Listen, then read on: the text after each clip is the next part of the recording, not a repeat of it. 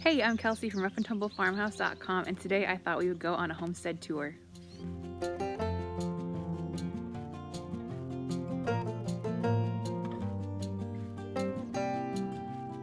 So one of the things I love best as a homesteader is to be able to visit other homesteads and see other people's homesteads, especially those homesteads that are on the younger side.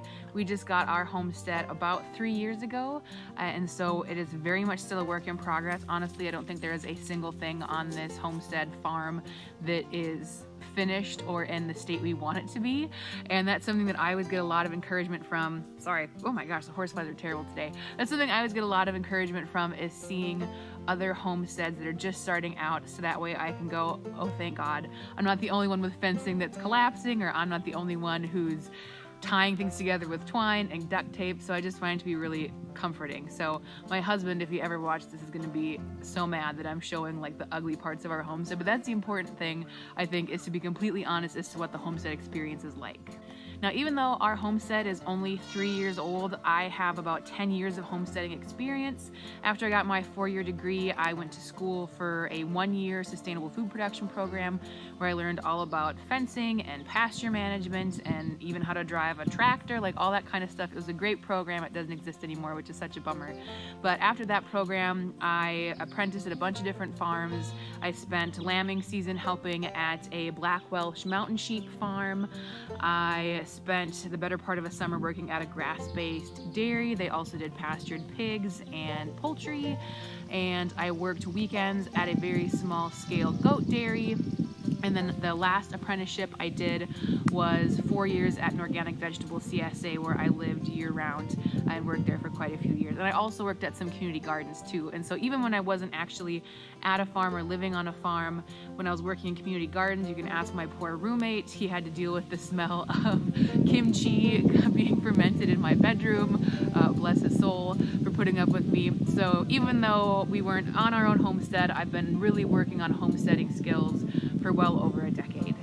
So for this tour, I'm just going to take you around our homestead, our rough and tumble farmhouse, which, like I said, there isn't a single thing that is in the condition we want it to be quite yet, which is always a challenge. I know a lot of you are probably like we are, where you know, my husband, he works full time and I'm home taking care of our toddler. I'm also pregnant, also have the blog that I'm running. And so pretty much I've joked before that I'm really should have called the blog the Nap Time Farmer, because I pretty much get most of my farm work done during nap time, because my toddler she's just the age where she wants to get into everything and doesn't understand why she shouldn't get into everything. So we're probably maybe a year out from her being able to be out with me when I'm doing really chores that really need a lot of focus, or things that would be unsafe for her.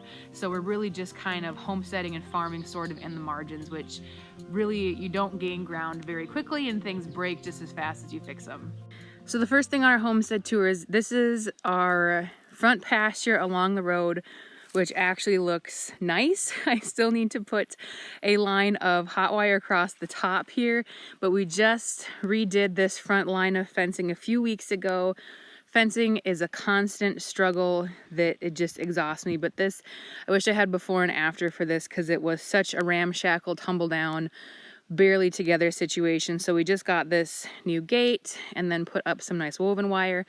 And again, I need to do a line of hot wire across the top. Typically I graze our ditches, and it just breaks my heart that I haven't grazed this yet.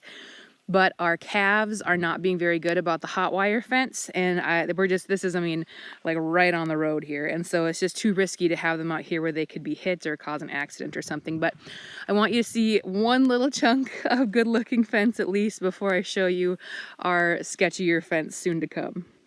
One thing too this year is, again, like I said, I graze all the ditches. Here you can maybe see this entire ditch. It wouldn't even be worth grazing. We have had this year maybe, let's see, it's mid-July. I'm thinking maybe a little, like 1.5 inches of rain since April. So I know the rest of the country too is either in a drought or pretty much on fire. And so this is just an area of grazing we've lost this year, which has been really tough. Over here we have our high bush cranberry. This was planted, I'm assuming, by the previous owners or even the people before them, I'm not sure. And we also have some other perennial flowers here, which was really nice to inherit those with our property, including some peonies and things. So this is a nice area that I really don't do much with. I just don't have the time, so I just kind of let it grow wild and do its thing. Here in our front yard, this is Sven. He is a Flemish giant rabbit. He actually has a girlfriend coming home today with my husband. And my husband, he doesn't have a ton of homesteading experience. He comes from farmers up in the Red River Valley. So if you're not from this part of the world, Red River Valley is mostly kind of corn and soy and maybe some wheat and things like that. A lot of sugar beets. And so he doesn't have any sort of homesteading experience really at all prior to being with me. But he likes rabbits, and this is his project, is he wants to raise Flemish giants. So Sven right now has this cage that we move around different parts of the yard every single day. And I'll show you in a little bit here where eventually we're going to be building a little bit of a rabbitry, or at least that's the plan. This pretty much looks like a jumble of grass and weeds, which, hey, guess what? It largely is. But tucked in here are some perennials that a master gardener friend was kind enough to give me. And it was one of those things where she said, hey, I've got the plants if you want to come dig them. And I went and dug them and just got them in the ground as quickly as possible. And in terms of cultivating this whole area, again, I just have not had the time. So the perennials don't look as hot as I would like them to, but you can see here, can kind of see right there, there's some Juneberry bushes that I will have to move because according to what I read, they're only supposed to get 3 to 4 feet high, and I just visited a friend with some Juneberries and hers were like 8 feet high. So I'm gonna probably dig those up next year and plant them somewhere else. But here I have a little Coreopsis right there that's happening, some Carl's Forester grass, some butterfly weeds, some other things that are in the mix. I know where they are. It's just a matter of getting them cleaned off. So this, again, like I said, everything is pretty rough and tumble. But so hopefully eventually this turns into a really nice perennial garden right up here by the house. Here we are over at the goat pen. The poor things are just struggling. The flies, again, are so bad this year. These are our goat girls. This is pretty much our Nubian herd. The third one in from the left one is kind of walking across.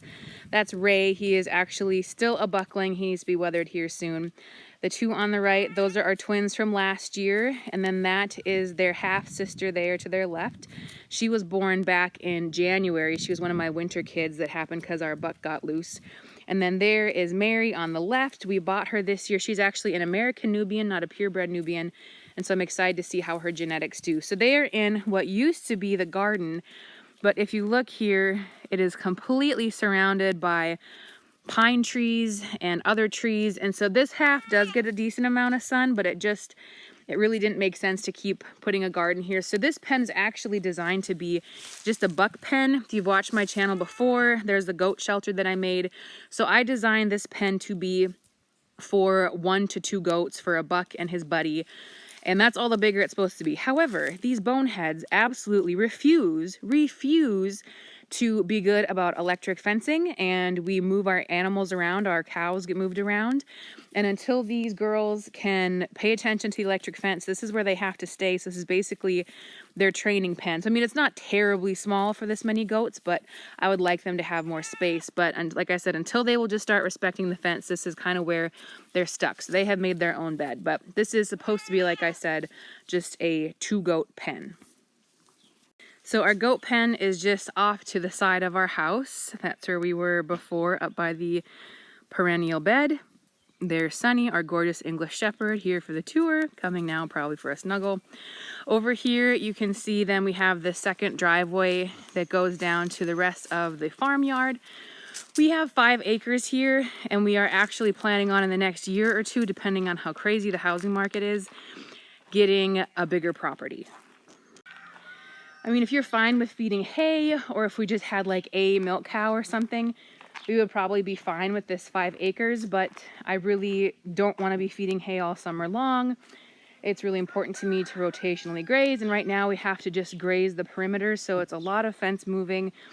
We would love to have horses someday. I spent a lot of time around horses from about 5th grade through high school, and I really miss being around horses, and so we want our kids to be able to have that too.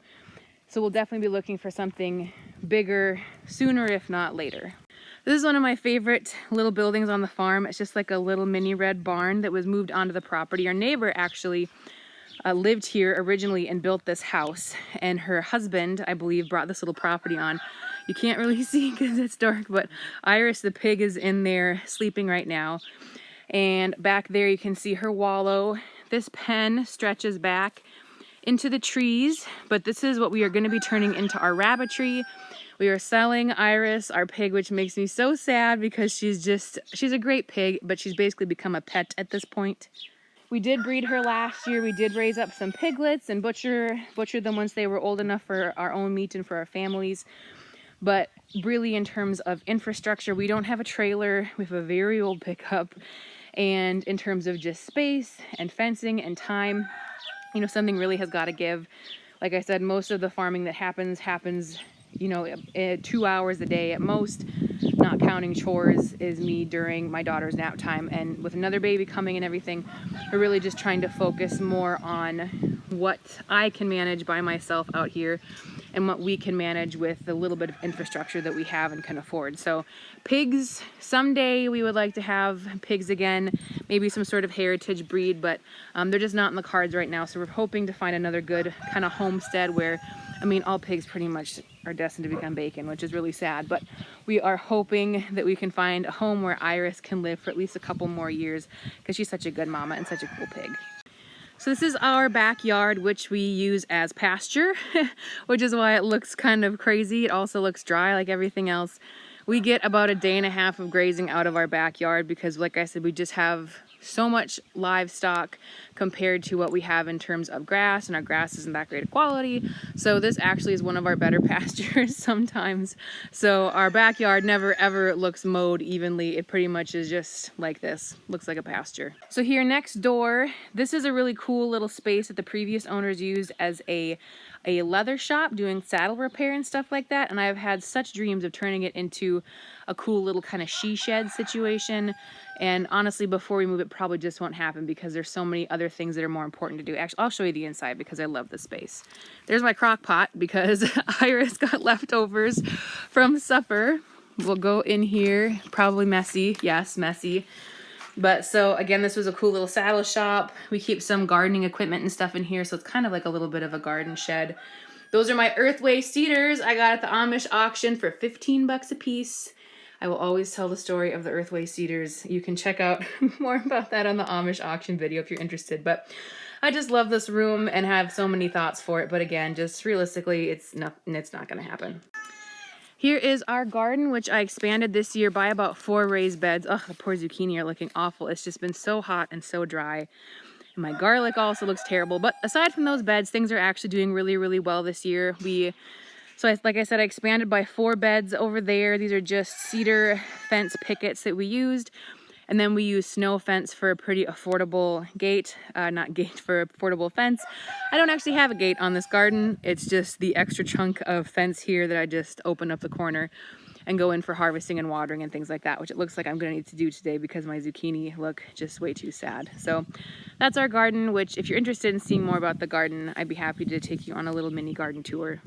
So this is the shop or shed, whatever you wanna call it, building. So half is storage and half is our barns. There you can see a pickup load of hay. To the right is a huge pile of garbage that we've just been piling up of things that need to be hauled to the dump.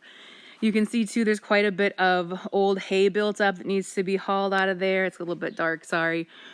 Tons of stuff left behind by the previous owners a few years ago that we still haven't really gone through. I feel like all homesteaders are like low-key hoarders because you go to get rid of something, you're like, well, what if I need that one board to patch up something someday? And you end up accumulating all this crap. So I just need to, on the day I'm in the mood to get rid of stuff, just do it and cut the cord and then feel better about it. And then just regret it later if I need to, just to clean out some of that stuff because there's a lot in there. Here is our chicken coop, which I have featured before. It's still partway through being renovated. Probably next week, this ramshackle little cage on the side is gonna come down. I've started to kind of pull it apart when I have a couple odd minutes while I'm waiting for a water tank to fill or something like that. But so that's coming down. Also this year, we're finally gonna put in the last window, do some pressure washing and painting just to spruce it up a little bit. Our chickens right now are all locked inside the coop, unfortunately. And that is because we had some serious predator issues. We had one chicken get attacked and survive, but then die the next day. We had another chicken that's head was clean off, which I read can be owls or sometimes raccoons. And then I went in one night, my husband a lot of times does evening chores. I went in one night and did a chicken count to see how our chickens were. And I hadn't done evening chores for a few nights, and we were down 8 or 9 chickens in the course of a few nights. And I don't know if he hadn't been doing counts or what. So we are keeping our chickens locked up probably for at least another week. They have pretty good ventilation and stuff in there. I do wish they could be out and about. We normally just completely free range them. And usually every year we'll lose just a couple chickens to predators. Like I'm saying, like 1 or 2. And then in the winter, when it gets super nasty cold, we might lose a chicken or 2 just because it's really cold, you know, and we do the best we can to keep them warm. But I mean, heat lamps don't really do much when it's like 60 below actual air temperature here in Minnesota. So we always lose a handful of chickens every year just naturally. But it's always a big loss when we have a bunch of chickens go like that to a predator or something. It's really difficult. So that's a bummer. And so hopefully by keeping them just locked up for a couple of weeks here, I think we'll be going on about 2 weeks here shortly, that will help the predator to move on. We'll see. It's tough. My husband did see a fox like a week and a half ago, and he comes in and he's like, oh, there was a fox. It was so beautiful and cool. I'm like, no, it's not beautiful and cool. That means dead chickens. And lo and behold, dead chickens. So here are our Jersey girls. Here's Juneberry. She has been in a lot of videos before. Hi, sweetheart. How are you, baby? Ugh, fighting the flies. And on the other side of her there, you can kind of see is her daughter Beatrix. We have a round pen. The people who lived here before had horses, and we mostly don't do anything with this. The chickens run around in there. We had the cows graze it down, but it just, again, looks pretty darn dead just because everything looks dead. Over there we have a little mini coop. We use that for our babies when we get new chickens. And somewhere in here, probably hunkered down in the shade, are the 2 calves from this year. We had a steer calf, or a bull calf, and a little heifer calf. So next door, you can see our neighbors. They just do a rotation of corn and soy. So it always gets sad around this time of year. We suddenly just get completely walled in. Otherwise, we've got some nice views that way during a soybean year. But we do have this kind of hay equipment shed over here. That's where they hang out usually in the winter. And we've got some mangers in there. So that's usually where we give them food. This back pasture, again, looks super dead. Hi, honey. Oh, I can hear. So there come the babies.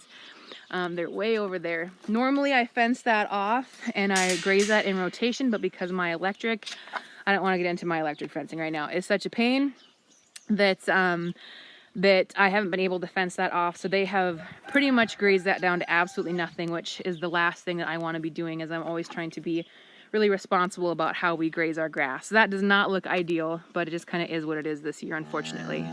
This here beside the barn was supposed to be my hollyhock garden until we had chickens get caught in there. So my husband, he rolled up the fence a little so they could get out. And then about 2 days later, when I was grazing the backyard, one of the fence posts got knocked over, the cows came out, and Juneberry ate all my hollyhocks that I've been trying to get established for years. So maybe next year, hopefully, we'll see. This is the barn side of our shop. You can see the overflowing garbage can, the poop and pee bucket for the cow. It has a couple of stalls here. Some stairs are built to go up to this area. I honestly don't know why or what they did there. If you have any ideas what those gutters may have been used for up there, we've wondered for years.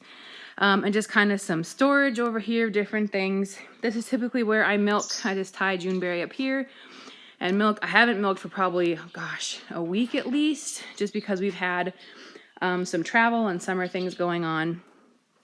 Over here, we have one of our stalls, and you can see it is absolutely packed from winter still. We have not gotten around to getting rid of the bedding pack.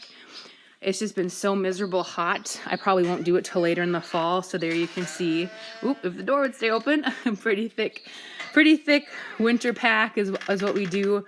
Honestly, goats, they waste enough hay that it ends up kind of just becoming bedding. This area over here, we typically fill with square bales in the winter, and then as the bales kind of work their way down, this ends up becoming kidding pens for our goats. Or even Juneberry this year, at the end of April, we still had a blizzard, maybe even early May it was. We had a late blizzard, and so this is where Juneberry came to have her babies. This whole thing also needs to be cleaned out yet as well. So that's about it. We don't have a super huge homestead. We do have some pasture over where I was first showing you the fence line. We have some pasture. Ooh, let's see.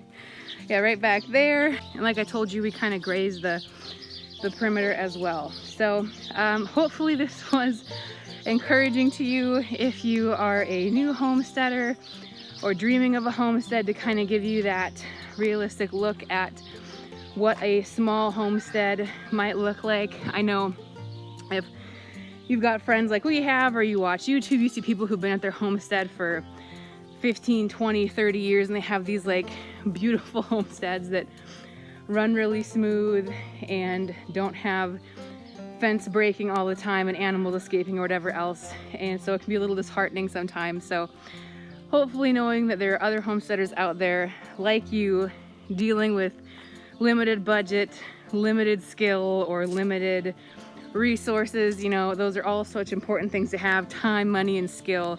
And if you're missing some of them, it can take a long time to make something happen on your homestead. So hope you enjoyed this. If you have any questions or comments below, if you also have a rough and tumble homestead, tell me all about it. I would love to hear it. You can always find our crazy adventures over on the blog, to post every single week, and a new video here on YouTube about farming, family food, and fortitude here at our rough and tumble farmhouse.